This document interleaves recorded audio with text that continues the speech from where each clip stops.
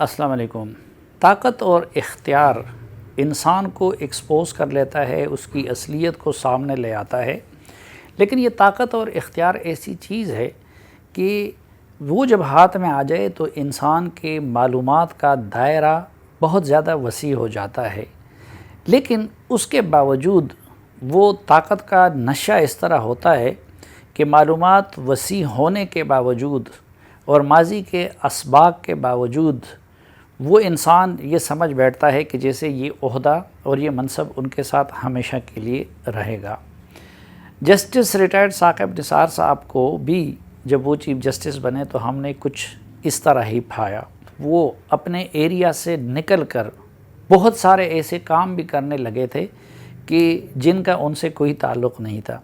مثلا اس وقت انہوں نے ڈیم بنانے کا بیڑا اٹھا لیا اور وہ یہ کہہ رہے تھے کہ میں یہ ڈیم بناؤں گا، اور یہاں تک بھی کہتے تھے کہ میں ریٹائرمنٹ کے بعد بھی اس پہ پہرا دوں گا۔ اب ایک دن کے لیے بھی ہم نے ان کو نہیں دیکھا کہ اس کے بعد انہوں نے اس ڈیم کا کوئی ذکر کیا ہو۔ اسی طرح وہ اس کام کے لیے مشہور تھے کہ عدالت میں بیٹھ کے اور سماعت کے دوران ہم نے دیکھا کہ بہت ساری جگہوں پہ ان کا رویہ نہایت توہین آمیز ہوتا تھا۔ میں تو عدالت نہیں جاتا، نہ کورٹ رپورٹر ہوں، نہ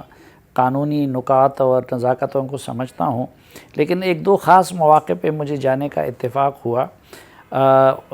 تو اس دن ایک صوبے کے آئی جی صاحب بھی سامنے بیٹھے ہوئے تھے، اور مجھے آج تک یاد ہیں کہ وہ اسی طرح بیٹھے ہوئے تھے جس طرح میں آپ کے سامنے بیٹھا ہوں۔ تو ادھر سے انہوں نے ان کو جھاڑ پلا دی اور کافی سخت باتیں سنائیں، حالانکہ ان کے سارے سب آرڈینیٹ بھی بیٹھے ہوئے تھے، اور ان کے سامنے ان کی کافی انہوں نے تضحیق کی۔ اسی طرح کی درجنوں مثالیں ہمیں ملتی ہے۔ وہ خود اپنے لیے انہوں نے نام بھی رکھا تھا کہ ایک گاؤں کا جس طرح بابا رحمت ہوتا ہے، تو میں یعنی وہ خود اپنے آپ کو بابا رحمت سمجھتے تھے کہ میں پاکستان کا بابا رحمت ہوں۔ لیکن حقیقت یہ ہے کہ ان کے دور میں اعلیٰ عدلیہ جتنی بے توقیر ہوئی اتنا شاید ہی ریسنٹ پاسٹ میں کسی اور چیف جسٹس کے دور میں ہوا ہو۔ اور پھر یہ جو منحوس تبدیلی اس وقت پاکستان میں ہمیں دیکھنے کو ملتی ہے،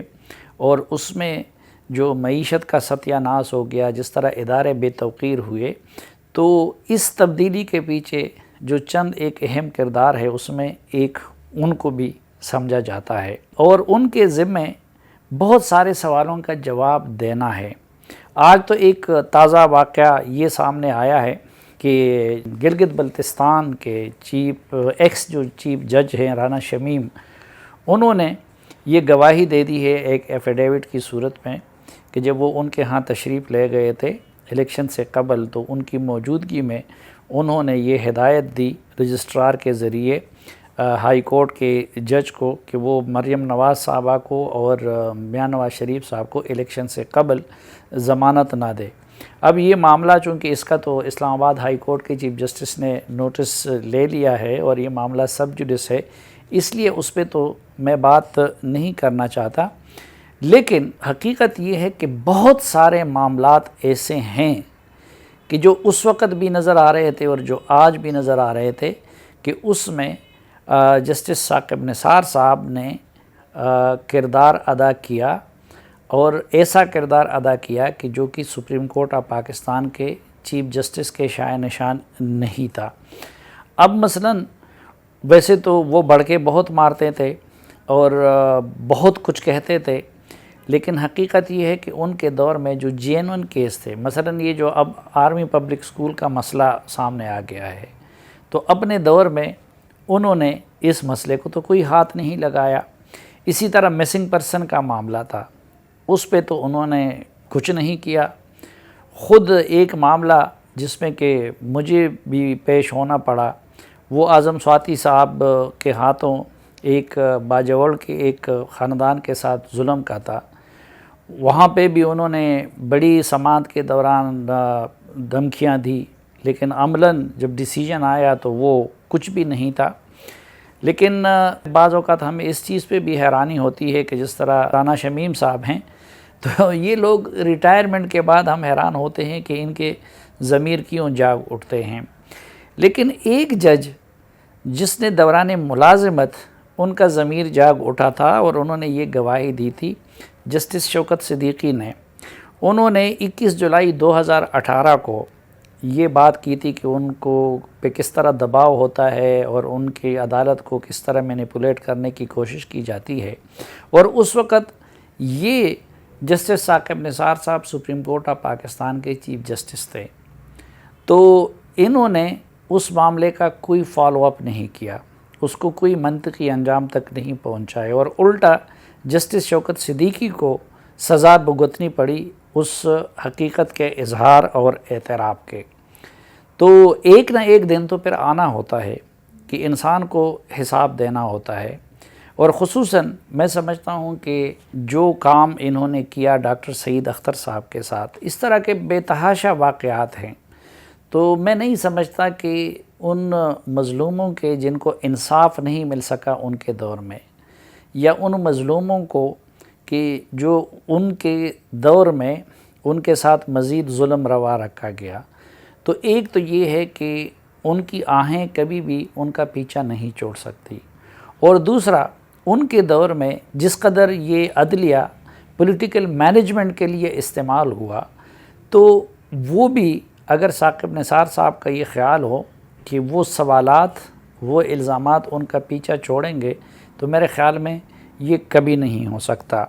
آج انہوں نے رانا شمیم صاحب کے دعوے کی تو تردید کر دی ہے، لیکن صرف یہ معاملہ نہیں ہے، میں نے خود بھی آج ان کو دعوت بھی دی ہے اپنے ٹویٹر اکاؤنٹ کے ذریعے کہ اس طرح بہت سارے الزامات ہیں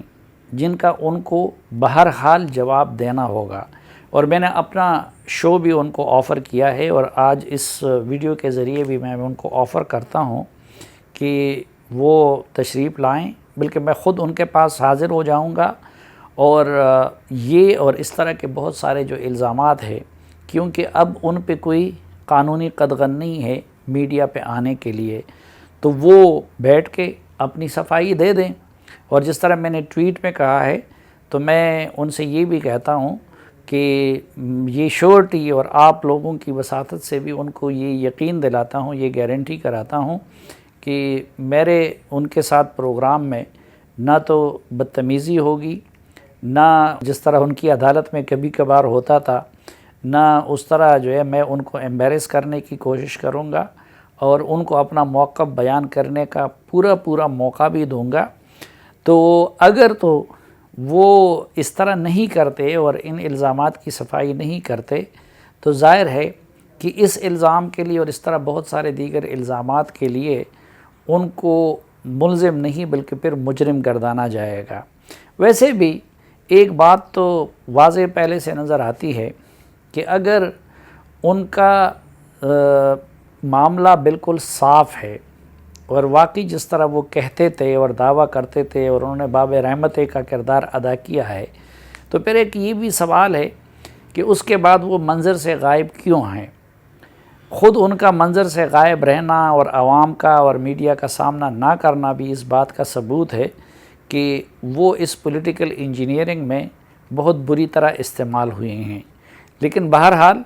کچھ چیزیں تو عدالت ثابت کریں گی، کچھ وقت ثابت کریں گی، لیکن میں اپنی طرف سے ان کو ایک بار پھر یہ موقع دینا چاہوں گا کہ ان کو چاہیے کہ وہ اس معاملے میں اور اس طرح کے دیگر معاملات میں اپنی صفائی پیش کرے، کیونکہ جن لوگوں کو ذمہ دار قرار دیا جاتا ہے اس تبدیلی کے لیے، وہ تبدیلی جس نے پاکستان کو معاشی تباہی سے دوچار کیا،